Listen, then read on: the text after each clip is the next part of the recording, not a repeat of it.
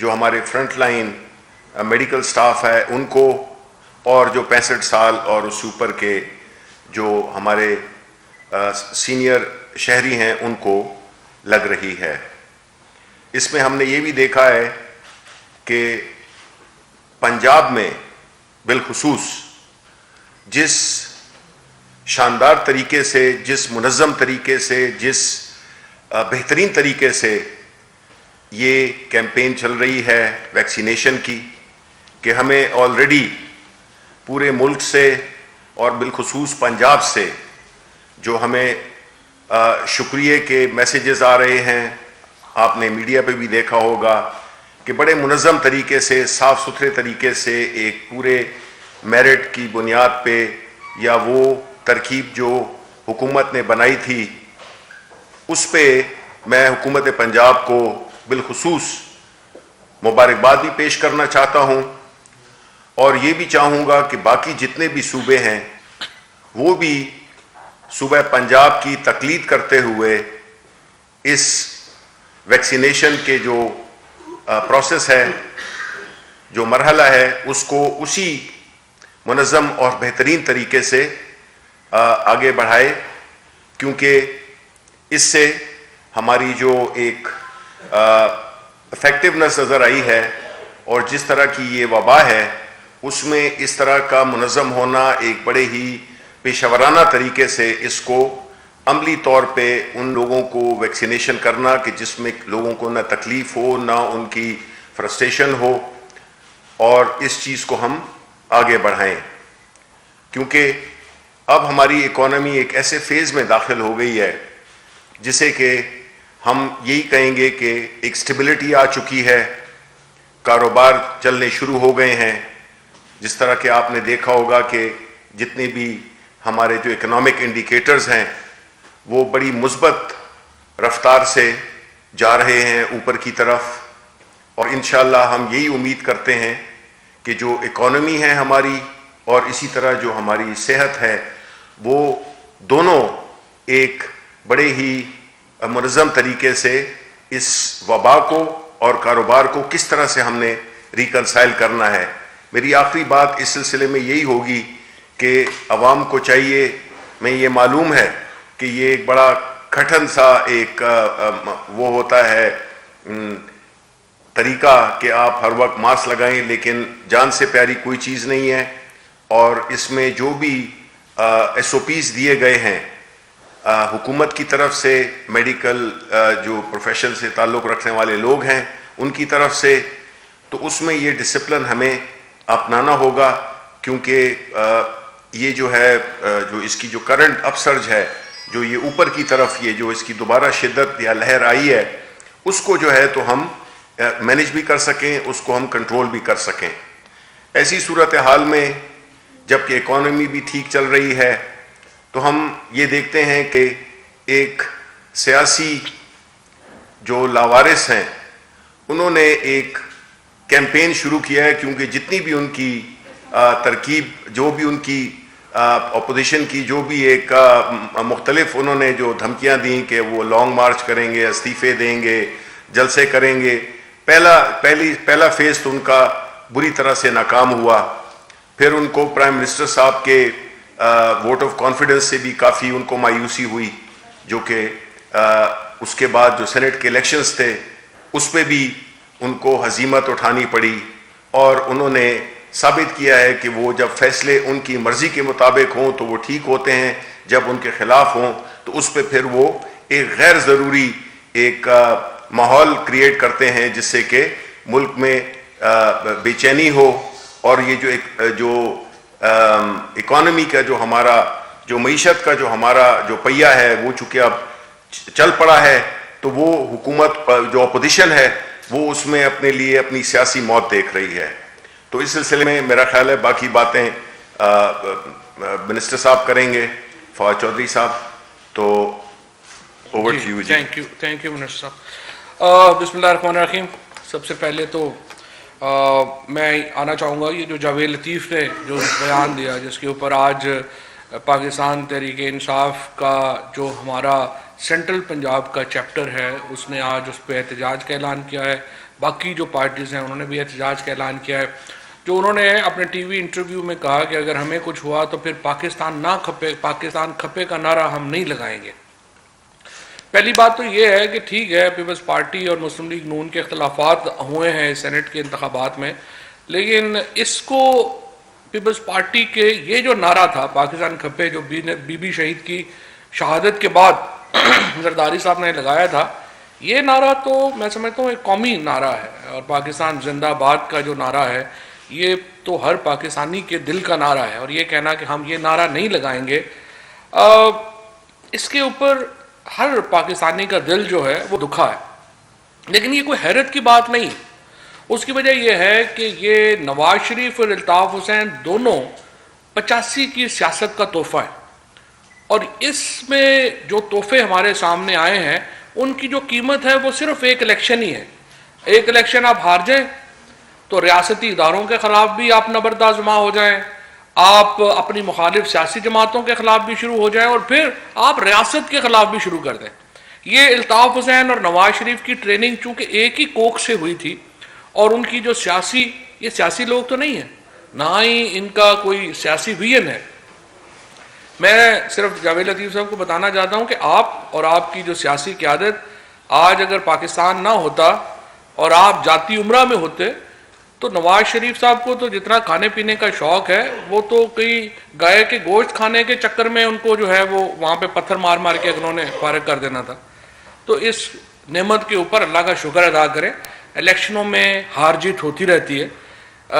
نتائج آپ کی مرضی کے نہیں آئے تو یہ نہیں ہے کہ آپ منہ اٹھا کے ریاست کے خلاف ہی اپنا ایک بیانیہ جو ہے وہ شروع کر دیں. ہم غداری کے سرٹیفکیٹ دینے کے لیے نہیں بیٹھے ہیں یہاں پہ، لیکن پاکستان کے لوگ خود فیصلہ کر سکتے ہیں کہ ان لوگوں کی قیمت کیا ہے. ایک الیکشن میں مرضی کا نتیجہ نہ آئے گا ہم بدل جائیں گے، ایک الیکشن میں مرضی کا نتیجہ آئے گا ہم سارے اس طرف چلے جائیں گے. نہ ان کی کوئی ایک کہیے کہ کوئی پولیٹیکل ویژن ہے، نہ ان کی سیاست کا کوئی مقصد ہے، نہ ہی ان کا کوئی اصول ہے جس کے اوپر یہ کھڑے ہوں. ہر لمحہ اپنا اصول جو ہے وہ تبدیل کرتے ہیں. اور جاوید لطیف کی جو یہ سوچ ہے اصل میں وہ اس کی اپنی کوئی سوچ نہیں ہے. وہ تو بیچارہ ایک شطرنج کا مورا ہے، جو ٹیپ ریکارڈر اس کو کسی نے پڑھایا اس نے آ کے ٹی وی پہ پڑھ دیا. اصل سوچ جو ہے یہ ان کی ہے جو الطاف حسین بننا چاہتے ہیں. لیکن میں ان سیاسی نابالغوں کو کہنا چاہوں گا کہ الطاف حسین بننے ضرور، لیکن اس کا انجام بھی پھر اپنے سامنے رکھیں. وہ بھی لندن سے واپس نہیں آ رہا، آپ بھی لندن سے واپس نہیں آ پا رہے، اور جو یہاں پہ ہیں ان کو شاید ہم لندن نہیں جانے دیں گے. کوششیں تو بہت ہیں، دل بھی بہت ہے کہ کسی طریقے سے ساری کیمپین یہ ہے پہلے تھی کہ پاپا بچاؤ، اب مجھے لندن جانے دو. یہ ساری مہم جو ہے اس طرح سے نہیں ملک چلا کرتے.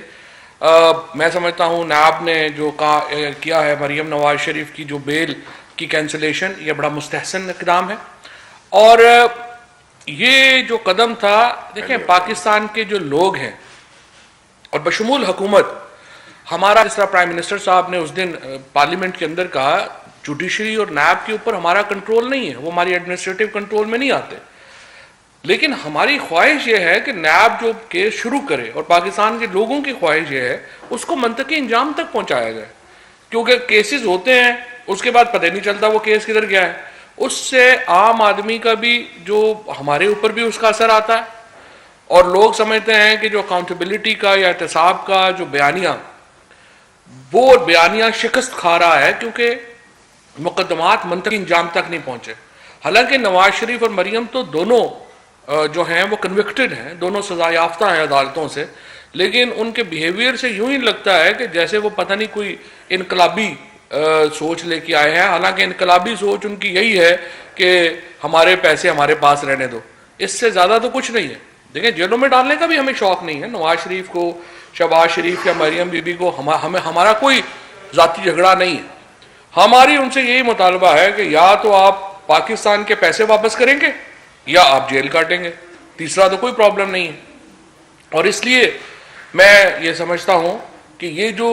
جاوید لطیف سے جو کہلوایا گیا وہ بڑا نامناسب تھا. پاکستان کے لوگوں کو اس کے اوپر بڑا غصہ ہے. ہمیں خود اس کے اوپر بڑا غصہ ہے اور پاکستان کے عوام یہ چیز دیکھ رہے ہیں اور اس چیز کو آپ کو سمجھنا چاہیے کہ یہ چیز قابل قبول جو ہے وہ نہیں ہوگی۔ اس کے علاوہ ہمارے دو بیانیے ہیں جس کے اوپر پوری کی پوری طریقہ انصاف کی جو سیاست ہے وہ دو چیزوں کے اوپر جو ہے وہ کھڑی ہوئی ہے۔ ایک تو اکاؤنٹیبلٹی کے اوپر، اور جس طرح سے میں نے عرض کیا کہ ہم سمجھتے ہیں کہ نیب جو مقدمات شروع کرے اس کو منطقی انجام تک ضرور پہنچائے، اور دوسرا شفاف الیکشنز کی طرف۔ یہ جو سینٹ کے الیکشنز ہیں اس پر جو بحث ہے تقریباً سپٹمبر میں شروع ہوئی۔ سپٹمبر کے آخر میں کیبنٹ نے اپروول دی الیکٹورل ریفارمز کی اور کانسٹیٹیوشنل امینڈمنٹ کی کہ سینٹ میں اوپن ووٹنگ لائی جائے۔ 28-29 اکتوبر کو یہ جو اسمبلی سیشن میں یہ پیش ہوئی، اور اس کے بعد ہم مسلسل یہ کوشش کرتے رہے کہ جو چارٹر آف ڈیموکریسی کا کلاز 24 ہے اور پھر خود پی ایم ایل این 2015 میں جو قانون لے کے آئی تھی، ان دونوں کے تحت ہم اوپن الیکشنز کی طرف جائیں۔ لیکن بدقسمتی سے چونکہ ان کی سیاست کسی اصول پہ نہیں کھڑی، انہوں نے پھر اصول بدل لیا اور خفیہ رائے دہی کی طرف چلے گئے۔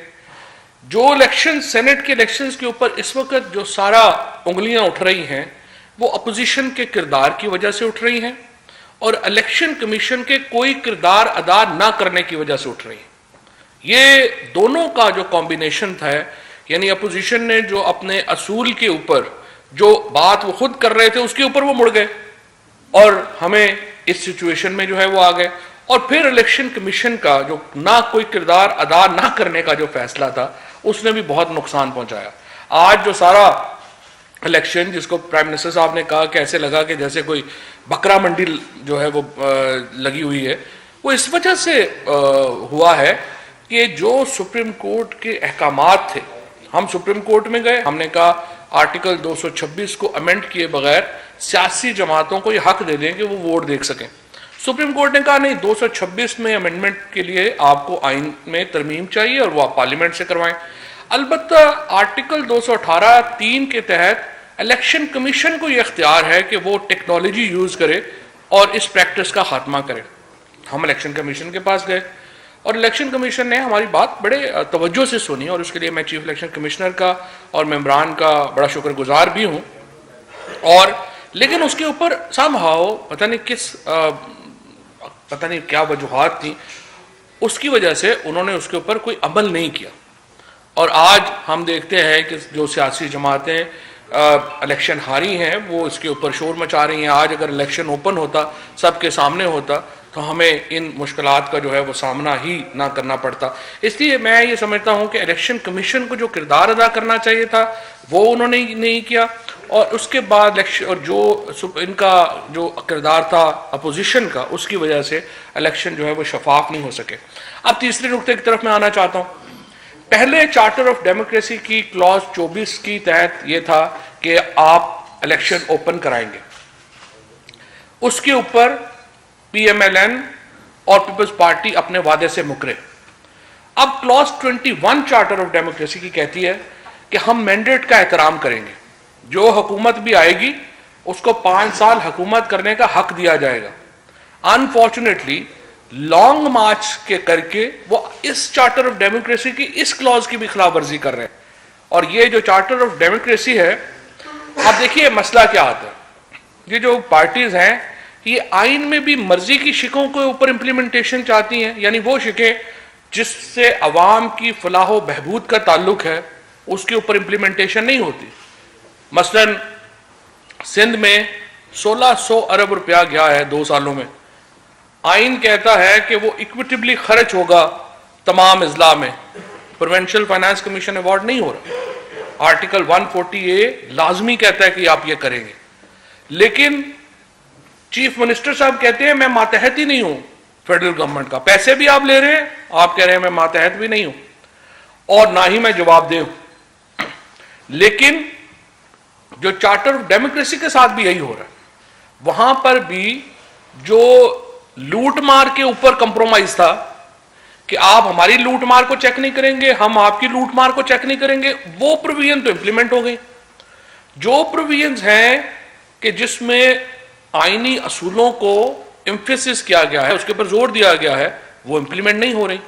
اب یہ جو لانگ مارچ ہے یہ چارٹر آف ڈیموکریسی کی آرٹیکل 21 کی صریحاً خلاف ورزی ہے، اور یہ آرٹیکل 21 کی یہ جو چارٹر آف ڈیموکریسی ہے اس کی امپورٹنس کیا ہے؟ اس کی امپورٹنس یہ ہے کہ اس کے اوپر بے نظیر بھٹو کے سائن ہیں، اس کے اوپر نواز شریف صاحب کے اپنے سگنیچرز ہیں، اور بے نظیر بھٹو شہید کی یہ جو پارٹی ابھی بچی کچی پارٹی انٹیریئر سندھ کے لیے انہوں نے پہلے تو بڑی محنت سے زرداری صاحب نے ایک ایسی پارٹی کو جس کو آپ کہتے تھے چاروں صوبوں کی زنجیر بے نظیر، اس کو انٹیریئر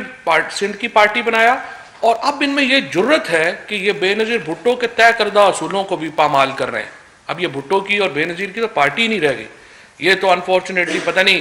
کس اور جگہ کے اوپر ٹرانسفر ہو گئی ہے۔ آج اگر وفاق کی کوئی جماعت ہے،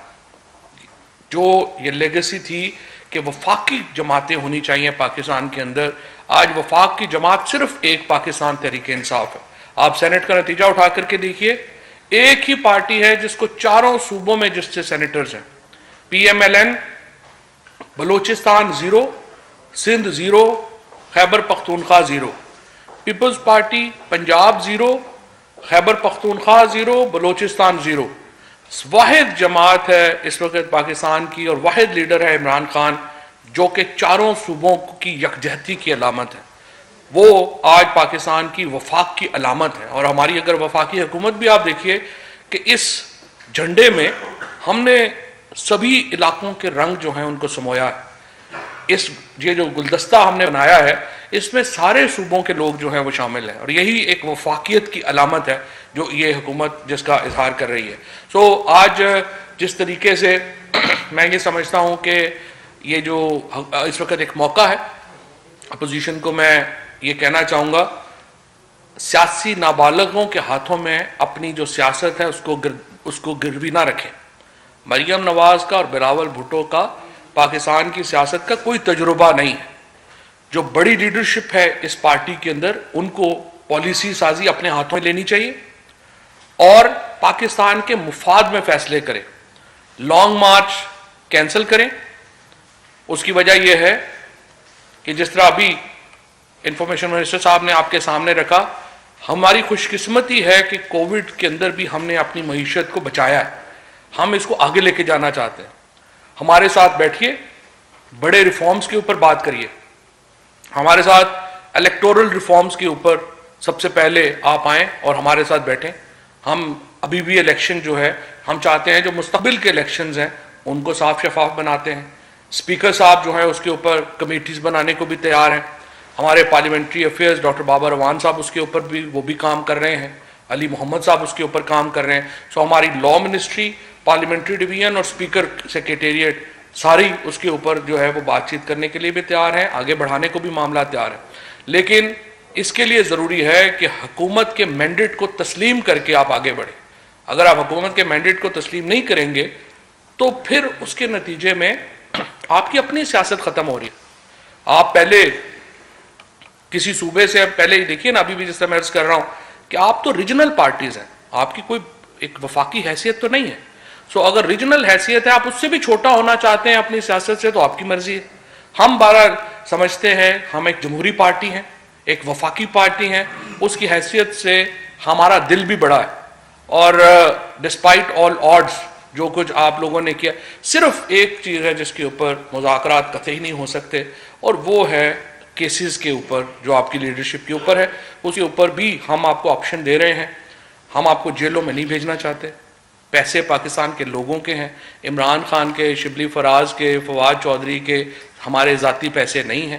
آپ پیسے پاکستان کے لوگوں کے واپس کریں، پری بارگین کریں، آرام سے ہماری طرف سے لنڈن میں رہیں، سوئٹزرلینڈ میں رہیں، ہماری جان چھوڑیں،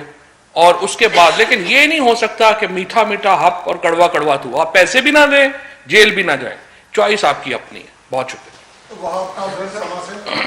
سر یہ جو حالیہ کچھ 4-5 دنوں میں اسمبلی الیکشنز کے بعد بھی اور وزیر اعظم کے خلاف جو اعتماد کی تحریک اس کے بعد آپ سمجھتے ہیں کہ جو پی ڈی ایم میں ایک ہائپ کریٹ ہو رہی تھی پی ڈی ایم کی وجہ سے ملک میں، اس میں کوئی پھوٹ پڑنے کا امکان ہے تمام جماعتوں میں، یا سمجھتے ہیں کہ حالات مزید سیاسی طور پر گرم رہیں گے؟ دیکھیں جی، یہ تو بڑا واضح ہو گیا ہے کہ جو پی ڈی ایم ہے، یہ ہم نے پہلے بھی کہا تھا اور اس کا یہ ثابت ہوا ہے کہ پی ڈی ایم ایک ایسا ایک اکٹ ہے جس کا آپس میں کوئی جوڑ بنتا ہی نہیں ہے، اور وہ ہر اوکیزن پہ پتہ چلا ہے، ہر دفعہ پتہ چلا ہے کہ ان کی جو استعفوں پہ جو ان کے آپس میں اختلافات تھے جس میں سامنے آئے، پھر اسی طرح لانگ مارچ پہ ان میں اختلافات سامنے آئے، اور پھر یہ جو الیکشن ہوئے ہیں، خاص طور پہ جو آخری الیکشن ہوا ہے، اس سے تو ثابت یہی ہوا ہے کہ انہوں نے پیپلز پارٹی نے پاکستان مسلم لیگ نون نے پیپلز پارٹی کی پیٹھ میں چھرا گھونپا ہے، اور پیپلز پارٹی نے مولانا فضل الرحمان کے، کیونکہ جو نتائج کے جو چیئرمین اور ڈپٹی چیئرمین کے جو نتائج ہیں اس سے یہی ظاہر ہوتا ہے کہ انہوں نے مولانا حیدری کو یعنی فضل الرحمان گروپ کو انہوں نے ریجیکٹ کیا ہے۔ تو جب اس طرح کے بدنیتوں پہ مبنی ایک اکٹھ ہو تو ظاہر ہے کہ وہ اس کی تو ساکھ روز بروز ختم ہوتی ہے، وہ ہو گئی تھی، وہ انہوں نے ایک نیشنل اسمبلی کی سینٹ سیٹ پہ سمجھا کہ یہ دوبارہ ان کی اس میں کوئی جان آ گئی ہے، لیکن وہ ایک آئسولیٹڈ سا واقعہ تھا، اور جو سینٹ کے الیکشنز ہوئے اس سے ثابت ہو گیا ہے کہ یہ آپس میں اب ٹوٹ پھوٹ کا شکار ہوں گے، اور ابھی جو یہ پھر استعفوں کی بات کر رہے ہیں مولانا فضل الرحمان، تو پیپلز پارٹی اس کا ڈفرنٹ اوپینین ہے، اور جو پی ایم ایل این ہے اس نے تو ایک ایسا بیانیہ شروع کیا ہے جس کے کہ اس کی اپنی پارٹی میں بھی اپنی جو ان کا جو الائنس ہے اس میں بھی اس کو کوئی پذیرائی نہیں مل رہی، تو یہ ایک جو اس کی جو آخری کیل تھی وہ ٹھوک دی گئی ہے۔ سی ایم پنجاب وزار صاحب کے لیے بڑی نیگیٹیوٹی ایشو ہوتی ہے، لیکن یہ جو آپ نے کووڈ کا بتایا، میری فیملی لاہور میں رہتی ہے، اور واقعی وہ جو ایکسپو سینٹر جوہر ٹاؤن میں اس وقت سروسز پرووائڈ کر رہے ویکسینیشن کی، that is of international standards, ہر بندہ اس کی تعریف کر رہا ہے۔ وہ یہ بتائیے کہ اس کی کیونکہ ایک نیگیٹیوٹی ہے ویکسین لگانے کی، تو آپ ایک کمپین کیوں نہیں شروع کرتے جس میں سیلیبریٹیز کو جو ہے وہ یہ ویکسین لگائی جائے، تاکہ وہ آ کے ٹی وی پہ لوگوں کو بتائیں کہ اس کے اوپر لگانے سے ویکسین سے کوئی ریئیکشنز نہیں ہوتے۔ دوسری چیز یہ ہے کہ دیکھیں انڈیا میں جو فارماسیوٹیکل کمپنیز ہیں وہ ویکسینیشن بنانا شروع کر رہی ہیں، جبکہ پاکستان میں بھی انٹرنیشنل سٹینڈرڈز کی بڑی اچھی فارماسیوٹیکل انڈسٹریز ہیں، تو وہاں پہ بھی یہ ویکسین شروع کی ہے۔ اور فواد صاحب سے میرا یہ سوال ہے کہ پی ٹی آئی آئی تھی احتساب کے نعرے پہ، اور عمران خان صاحب کہتے تھے کہ این آر او نہیں دیں گے، لیکن ہم نے 2.5 سال میں یہ دیکھا کہ ملزمان جو ہے وہ جیلوں کے چکر لگا کے واپس آ گئے، اور بڑا دبنگے باندھ جو ہے وہ تقریریں کر رہے ہوتے، کورٹ کے باہر بھی کھڑے ہوئے۔ تو کیا آپ نہیں سمجھتے کہ نیب کی جو پروسیکیوشن ہے اس کو تھوڑا سا اس لیول پہ لائے گئے جس لیول پہ ملزمان کے وکلا ہوتے ہیں جو کہ بڑے ہیوی ویٹ ہوتے تھے؟ پہلے جی میں ویکسینیشن کا کوئکلی بتا دوں کہ دیکھیں جی جس طرح کہ یہ کووڈ ہوا تھا، اور جس طرح سے پاکستان نے اور ہماری حکومت نے اور بالخصوص پرائم منسٹر صاحب نے جس ایک کلیئرٹی کے ساتھ جس میں کہ انہوں نے ایک بیلنسنگ کی کہ روزگار کو بھی بچانا ہے اور جانوں کو بھی بچانا ہے، جو کامیابی وہ ملی اس کی انٹرنیشنل ہمیں عالمی سطح پر اس کی تعریفیں ہوئیں، اور جو پنجاب میں جو ویکسینیشن کا جو شروع ہوا ہے، اور آپ بالکل درست کہہ رہے ہیں کہ اس انٹرنیشنل سٹینڈرڈ کی ایک بڑی ہی ایفیکٹو، دیکھیں ان لیڈرشپ کا پتہ کہاں پہ چلتا ہے جب اس قسم کے کرائسس آئیں، مطلب ہے کووڈ جس میں کہ دنیا کی بڑی بڑی معیشتیں بڑی بڑی لیڈرشپس فیل ہو گئیں، لیکن ہماری چونکہ اس میں ایک جذبہ جو کہ ایمان کا ہے، نیک نیتی کا ہے، اور کلیئرٹی ہے جو لیڈرشپ کی ہے پرائم منسٹر صاحب کی، اس کی وجہ سے ہمیں بڑے مثبت نتائج ملے ہیں، اور یہ آپ درست کہہ رہے ہیں کہ اس کو ہم چاہتے ہیں کہ یہ اسی ماڈل کو جو کہ پنجاب حکومت نے جس پہ عمل پیرا ہے اس کو باقی پورے ملکوں میں بھی اتنی ہی پیشہ ورانہ طریقے سے ہم کریں۔ تو میں جس طرح کہہ رہا ہوں کہ پنجاب حکومت کو بہت مبارکباد کی مستحق ہے، اور انہوں نے یہ بڑا ایفیکٹولی یہ کام کر رہے ہیں۔ یہ دو باتیں آپ کی، ایک تو یہ کہ ویکسین پاکستان میں کیوں نہیں بن رہی۔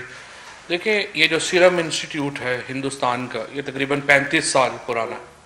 اور obviously I have all admiration for Indian scientists، اور وہاں پہ جو لوگ اس ریسرچ میں انوالو ہیں بہت وہ بریلینٹ مائنڈز ہیں، and I have all the respect for those people. لیکن ہوتا یہ ہے کہ یہ ایک بڑا لمبا، جس طرح سے میں نے آپ کو بتایا، ایک طویل پروسیس ہے ویکسینیشن کا۔ ابھی بھی جو ہماری یہ جو ویکسینز ہیں اس کے اوپر مسلسل ریسرچ ہو رہی ہے، اور یہ امپروو ہو رہے ہیں، انفارچونیٹلی پاکستان کے اندر تو ہم نے 1971 کے بعد ہماری جو سول ریسرچ ہے وہ تو بالکل ہی ہم نے اس کی طرف توجہ نہیں دی. اور میں آپ کو یہ بھی بتاؤں کہ پچھلے جو 2008 میں جا کے جب مشرف صاحب کی حکومت گئی تھی تو ہم 0.64% اپنا سائنس اور ٹیکنالوجی کے اوپر خرچ کر رہے تھے جی ڈی پی کا. جب 10 سال نواز شریف اور زرداری صاحب کے رہے ہیں اس میں یہ خرچہ Pakistan was probably the only country in the world جس نے سائنس اور ٹیکنالوجی کے اوپر اپنا بجٹ آدھا کر دیا اور ہم 0.24% کے اوپر آ گئے. اب آ کر کے پچھلے 2 سالوں میں عمران خان صاحب نے یہ مہربانی کی ہے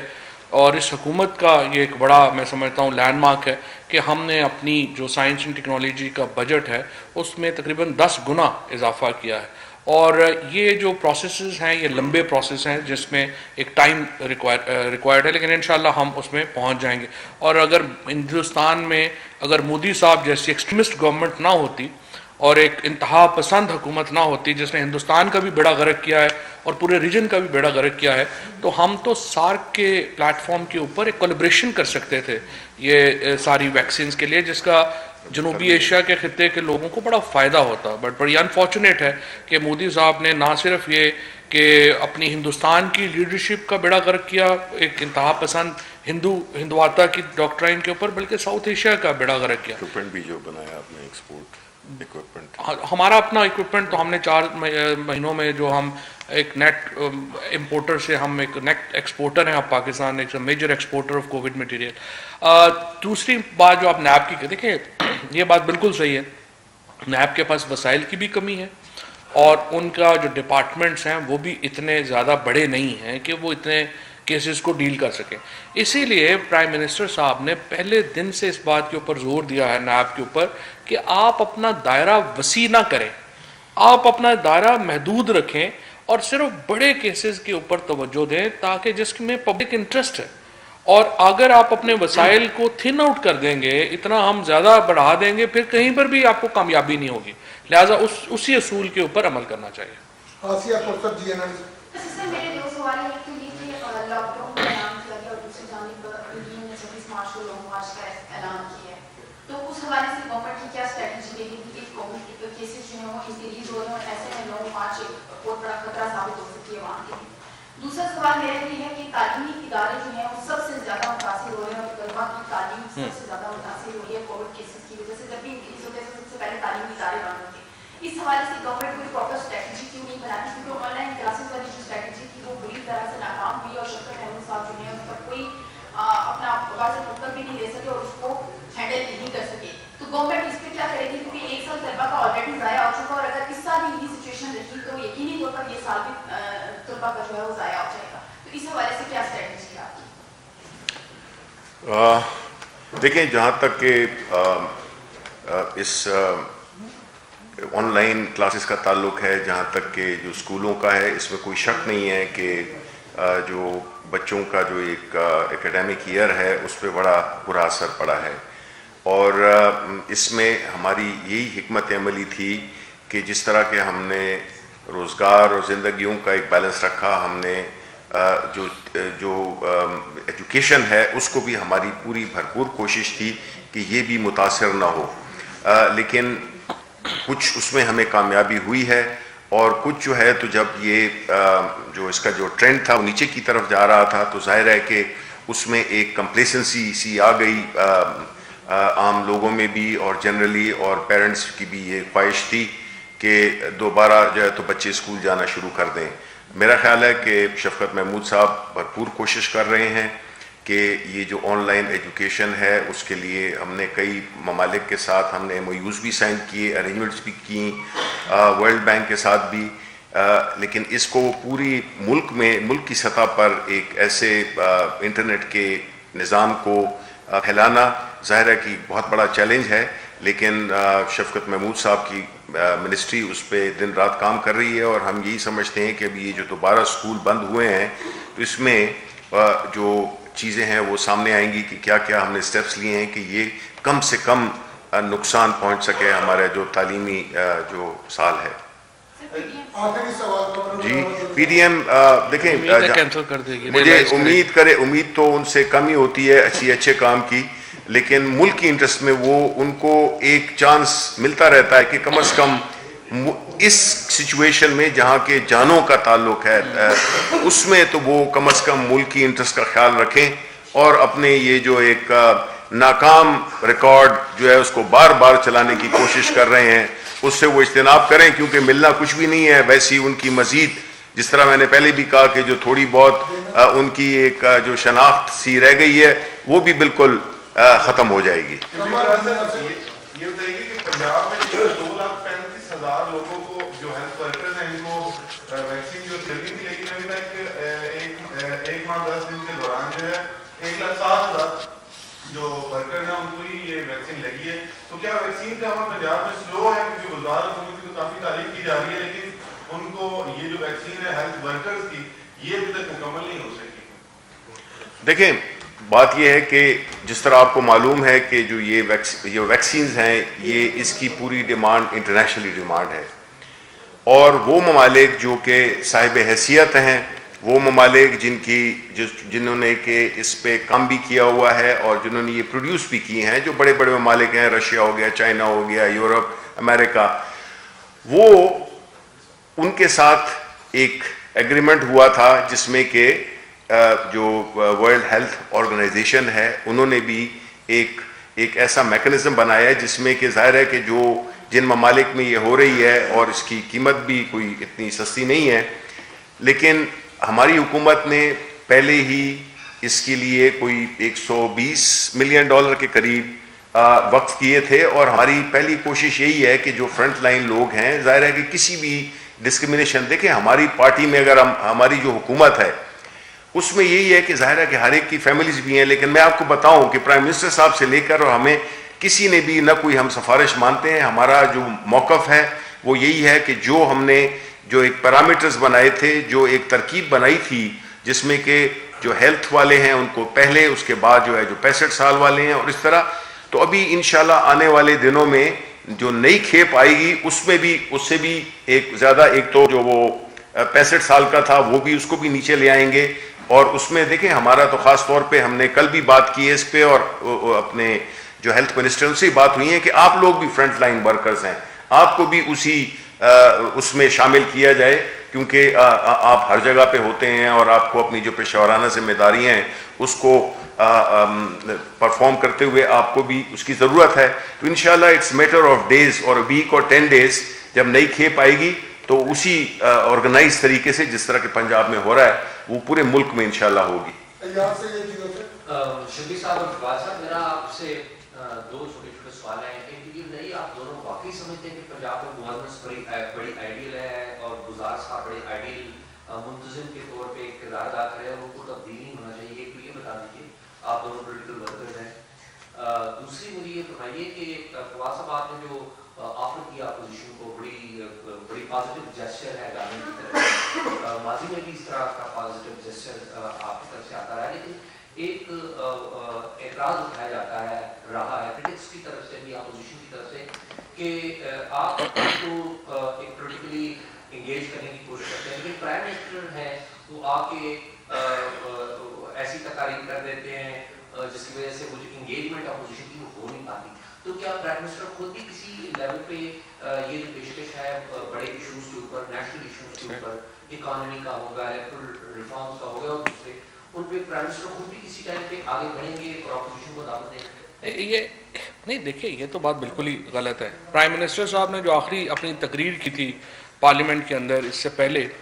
اس میں پی ایم صاحب نے یہ کہا تھا کہ آئیے آپ ہمارے ساتھ بڑے ریفارمز کے اوپر بیٹھیں اور بات کریں. یہ پرائم منسٹر صاحب کی طرف سے آفر ہے. یہ تو جو چونکہ جب وہ بات کرتے ہیں اکاؤنٹیبلٹی کی، اس کے اوپر اپوزیشن کو، جب بھی وہ چور ڈاکو کہتے ہیں کہ میں چوروں اور ڈاکوؤں کو نہیں چھوڑوں گا، اپوزیشن کو لگتا ہے ہمیں کہہ رہے ہیں. اب یہ تو ان کی پتہ نہیں کیا سوچ ہے. وہ تو اکاؤنٹیبلٹی کی بات ضرور کرتے ہیں، لیکن اس کے اوپر تو دیکھیں انہوں نے ہمیشہ مثبت جسچر رکھا ہے، حکومت نے مثبت جسچر رکھا ہے، اور اس کے اوپر جو ہے وہ ہم بالکل جو ہے وہ تیار ہیں. اور ایک چیز میں کہنا بھول گیا تھا کہ وہ ہمارے دوست ہیں مصطفیٰ نواز کوکر اور ڈاکٹر مصدق ملک صاحب، انہوں نے CCTV کی جو وائرنگ جو ہے وہ ساری خراب کر دی ہے اسپائی کیمرہ کہہ کے. تو ان کو ہم 54,000 روپے کا بل بھجوا رہے ہیں जो उन्होंने सारी जो CCTV की जो फुट अपना सेनेट का उखाड़ के और जो है वो सामने रख दिया है, वो मैंने जो है वो पता कराया अपने तौर के ऊपर। वो वैसे नुकसान तो 60,000 रुपये का हुआ है, 60-62,000 रुपये का। इससे रिलेटेड शाजिया मरी का बयान है कि पार्लियामेंट को जो 2-3 दिन के लिए बंद करने का फैसला किया गया, ये बेसिकली कोरोना की तो शाजिया बल्कि वो सबूतों को मिटाने के नहीं, तो शाजिया मरी जाके अपने चैम्बर में बैठ जाएं, 2 दिन में पता चल जाएगा कोरोना की वजह से बंद किया या इसकी वजह से किया। से पहले तो मैं ये पूछना चाहूँगा कि जो SCO है, जो आज़ाद कश्मीर और गिलगित बल्तिस्तान में जो इंटरनेट प्रोवाइड करती है, बताइए आप बात कि आप हमको तज्जिया निगार तो नहीं होना जी। तो ये SCO गवर्नमेंट रन इदारा है, सिविल गवर्नमेंट रन इदारा है या मिलिट्री रन इदारा है, आप ये बता दीजिए। दूसरा, आपने जो अभी बाकी की मईशत बेहतर हो रही है, अभी जो हमारे दोस्त बशीर चौधरी साहब ने सुबह ट्वीट किया है कि 2018 में चीनी की कीमत 53 रुपए थी, अभी 100 रुपए है। 2018 में आटा 46 रुपए, इस वक्त 85 रुपए किलो, पेट्रोल 65 रुपए, अभी इस वक्त 2021 में 110 रुपए, डॉलर जो है 105 से 170 पे पहुंच गए हैं, रोटी की कीमत तो 8 रुपए से। महंगाई है यानी महंगाई है ना। पूरी दुनिया में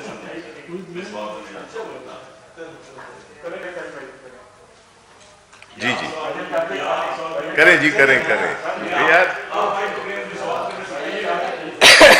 करें जी करें। रोटी उस वक्त 2018 में 8 रुपए, आज 15 रुपए पहुंच गई है। ग्रोथ रेट जो है उस वक्त 4.5 था, आज मंथली 0.4 है। तो उस मईशत का क्या फायदा कि वो इस हद तक पहुंच गई, कैसे माने कि मईशत बेहतर हो रही है। तीसरा सवाल भी मैं करता चलूं कि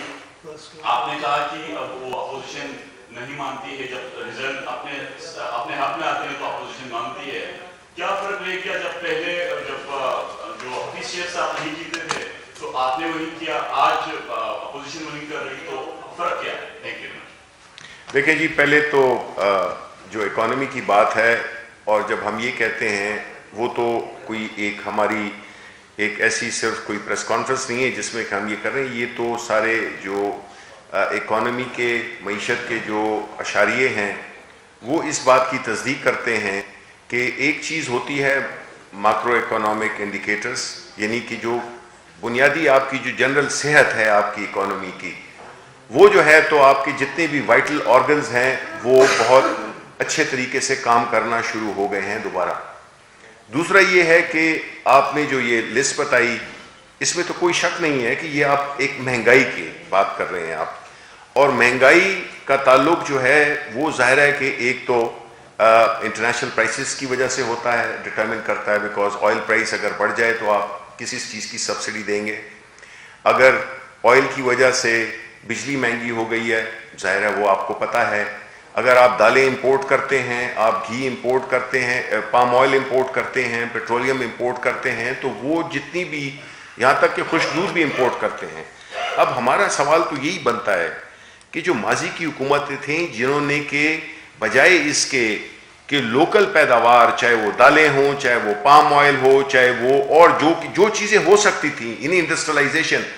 वो नहीं हुई, जिसकी वजह से हमें कई आइटम्स इंपोर्ट करने पड़ते हैं। उन्होंने एक्सचेंज रेट को एक बड़े ही मसनूई लेवल पे रख के इस मुल्क की इंडस्ट्री को जितना नुकसान पहुंचाया, उसके समरात हम आज भुगत रहे हैं। क्योंकि जब डॉलर महंगा हुआ, जाहिर है कि हमारी जो करंट अकाउंट डेफिसिट था उसको जिस कामयाबी के साथ हमने उसको नीचे लाए,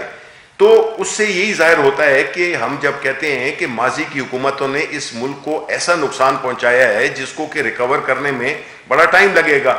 तो जो महंगाई है वो जाहिर है प्राइम मिनिस्टर साहब की सबसे इस वक्त अवलीन तरजीह है कि हम जितना भी वो कर सकें। जाहिर है कुछ चीज़ें सस्ती भी हुई हैं, लेकिन जो चीज़ें आपने जिसका जिक्र किया है उसमें वेदर का भी इफेक्ट है। ये जो एनवायरमेंटल क्राइसिस इंटरनेशनली हुए हैं, जिसमें कि बारिशें का गलत टाइम पे होना, गंदम की पैदावार, इस किस्म की चीज़ें ये तो हैं, और इसी पे ही हम काम कर रहे हैं। हमारी जो इस वक्त पूरा फोकस है वो यही है कि हम कितनी जल्दी हम आवाम को रिलीफ दे सकें महंगाई की सूरत में। लेकिन आपको खुशी होनी चाहिए कि आपकी जो जनरल सेहत है, یہ کہنا کہ آپ کہہ رہے ہیں کہ جی اکانومی بہتر ہے، اس میں کوئی شک نہیں ہے کہ جو عام آدمی ہے اس کے لیے وہ ہے مہنگائی ایک بہت بڑا ایشو بنا ہوا ہے. لیکن یہ بھی الحمدللہ کہ ہماری جو آپ نے جو گروتھ کی بات کی، تو اگر آپ کو یاد ہو کہ جب آدمی بیمار ہوتا ہے تبھی کسی ڈاکٹر کے پاس جاتا ہے نا. کیوں کہ جب جو ہی پی ایم ایل این کی حکومت ختم ہوئی تو ہمیں آئی ایم ایف کی طرف رجوع کرنا پڑا. اگر اکانومی اتنی اچھی جا رہی تھی تو کیوں جو مفتاح اسماعیل جو کہ آخری 25-30 روز کے لیے یا ایک مہینے کے لیے فائنانس منسٹر بنے تھے، ان کی جو تقریر ہے نیشنل اسمبلی میں وہ ریکارڈ پہ ہے، جس میں انہوں نے یہ اعتراف کیا تھا کہ جو اکانومی کی حالت ہے وہ انتہائی بری ہے اور ہمیں آئی ایم ایف کی طرف جانا پڑے گا. تو یہ دعوے کہ جی 5.8 تھی یا 5.6 تھی، یہ بنیادی طور پہ ایک آرٹیفیشل انہوں نے ایک وہ بنائی تھی اکنامک فگرز کو وہ کر کے. لیکن ابھی جو ہے ہم ریئل، اور اگر آپ ہمارے ریجن کے، ہمارے پورے خطے کی آپ اگر گروتھ کو دیکھیں تو ہم تو الحمدللہ ہم تو یہ کہہ رہے ہیں کہ یہ تو اگر پرائم منسٹر عمران خان کی یہ جو اسٹریٹجی ہے کہ جس میں کہ کاروبار کو فل نہیں اور سمارٹ لاک ڈاؤن کے ذریعے ہم نے اکانومی کو پہیے کو جاری رکھا، اور وہ لوگ جو کہ بالکل ہی جو دیہڑی کے مزدور ہوتے ہیں ان کو ہم نے ایک اسٹیٹ نے اور ریاست نے اور حکومت نے ایک ایسا پلیٹ فارم دیا ہے جو کہ پہلے کبھی بھی یہ ہوتا نہیں تھا کہ جو غریب آدمی ہے اس کے بارے میں پہلے سوچا جائے. ڈاؤن سے ہم اوپر کی طرف جا رہے ہیں. اپنے احکامات جو بھی ہماری وہ ہیں ریفارمز ہیں وہ بھی کر رہے ہیں، اور الحمدللہ ہماری جو پوری اکانومی ہے، آپ ترسیلات دے لیں، ایکسپورٹ لے لیں، آپ ایکسپورٹس بھی عالمی اس میں تناظر میں جس میں کہ کووڈ نے بہت تباہی مچائی ہے، اس میں ظاہر ہے آپ کے خریدار تو باہر ہی کے لوگ ہیں نا، ایکسپورٹس وہی ہوتے ہیں. لیکن الحمدللہ ہم نے اس کو اس ردم کو برقرار رکھا ہے، اور اسی طرح ہماری جو ترسیلات ہیں وہ بھی بڑھ گئی ہیں. وہ کیوں بڑھی ہیں؟ اس لیے کہ اعتماد ہے ملک میں. ہمارا جو روشن ڈیجیٹل اکاؤنٹ ہے اس میں بھی $670 ملین آ چکے ہیں. اسی طرح اور جو ہمارے جو ریزروز ہیں اسٹیٹ بینک کے، ہم نے اسٹیٹ بینک کو مزید انڈیپینڈنٹ کیا ہے، اس کو زیادہ ری انفورس کیا ہے کہ وہ اپنے جو انفلیشن جو کہ بنیادی ایک اس کا ایک ذمہ داری ہوتی ہے اسٹیٹ بینک کی کہ وہ انفلیشن کو کنٹرول کرے. تو یہ ساری چیزیں ہیں. ہم یہی تو رونا روتے ہیں کہ اس ملک میں سوائے سڑکیں اور پل بنانے کے، وہ بھی اس لیے کہ اس میں یہ بڑے آئٹم ہوتے تھے جس میں کہ بڑی بڑی کمیشنز ملتی تھیں، یہ اس وجہ سے کی گئیں. لیکن نہ ہیلتھ پہ توجہ دی گئی، نہ ایجوکیشن پہ دی گئی، نہ ہیومن ریسورس کو ڈیولپ کرنے کے لیے، نہ سائنس ٹیکنالوجی پہ کیے. یہ تو کئی کو منسٹری کا یہ فواد چودھری صاحب کے آنے کے بعد پتہ چلا ہے کہ یہ بھی ایک منسٹری ہے جس طریقے سے انہوں نے اس منسٹری کو اٹھایا ہے. تو ہم تو پوری ایک ایسی لیگیسی کے ساتھ، لیگیسی سے نبرد آزما ہے جو کہ صرف اور صرف اس نے امپورٹس پہ اپنا انحصار کیا اور اداروں کو ڈس فنکشنل کیا. ہم نے سیکیورٹیز ایکسچینج کمیشن کو کس طرح سے ریویمپ کیا ہے، ہم نے اسٹیٹ بینک کو، ہم نے ایف بی آر کو، اور یہ کمپٹیشن کمیشن آف پاکستان کو، اس کو بھی ہم نے وہ کیا. تو یہ تو ایک بڑا ملک ہے، اس کے بڑے کمپلیکس مسائل ہیں، لیکن اس کو ہم بڑی اس کے ساتھ ایک ترتیب کے ساتھ ہم آگے جا رہے ہیں.